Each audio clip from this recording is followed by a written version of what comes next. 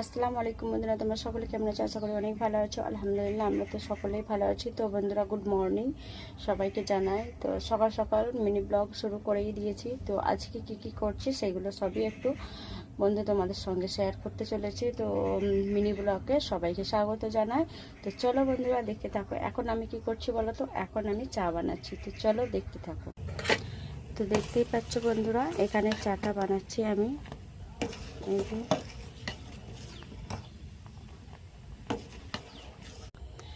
দেখতেই পাচ্ছ এখানে এটা কেন দেওয়া হয়েছে। এটা দেওয়া হয়েছে তার কারণ হলো এখান দিয়ে হাওয়া আসছিল, ঠিক আছে, গ্যাসটা বন্ধ হয়ে যাচ্ছিল, তো সেই জন্য এটা এখানে দিয়ে দিয়েছি। আর দেখতে পাচ্ছ বন্ধুরা কত আইসক্রিম। তো কে কে কোন আইসক্রিমটা খেয়েছো, কে কে কোন আইসক্রিমটা খেতে পছন্দ করো অবশ্যই কিন্তু কমেন্টে জানাতে ভুলো না প্লিজ, ঠিক আছে। তো আল্লাহ হাফেজ। চলো আবারও কি করছি তো সেইগুলো একটু দেখাবো। তো চলো।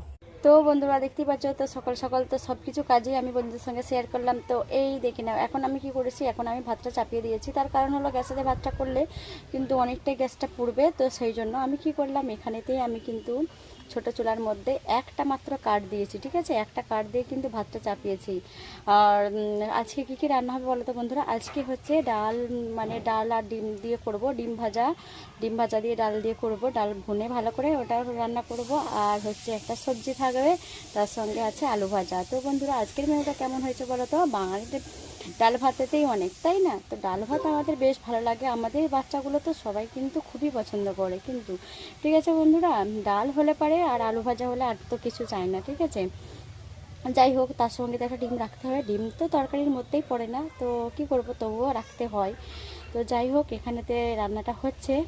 আমার আলুও কাটা হয়ে গেছে, ঠিক আছে, এই যে দেখে নাও। এখানেতে কিন্তু আমি আনাজও করছি। তো যাই হোক, আনাজটা করছে, এখনও কিন্তু পেঁয়াজটা কাটতে বাকি আছে, আদাটা রসুনটা করতে বাকি আছে, কারণ আদা রসুন ডাল দিয়ে রান্না করব, ঠিক আছে।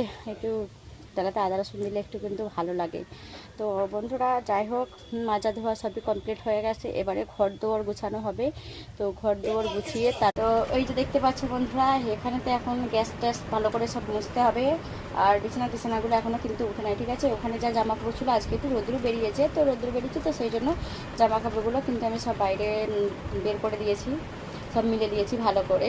আর ওই যে দেখতে পাচ্ছ, ওখানেতে এখনও গ্যাস ভালো করে মুছতে হবে, এখানে মুছতে হবে, ঠিক আছে।